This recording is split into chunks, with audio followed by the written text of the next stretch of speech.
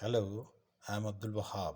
Let's start with the video about all the types of pencils we are concerned. HB pencil is used by everyone. H stands for hard or hardness and B stands for black or blackness. 2H, 4H, 6H pencils are used by the architects for their drawings, and 2B, 4B, 6B, 8B and charcoal pencils are used for the drawing and sketching.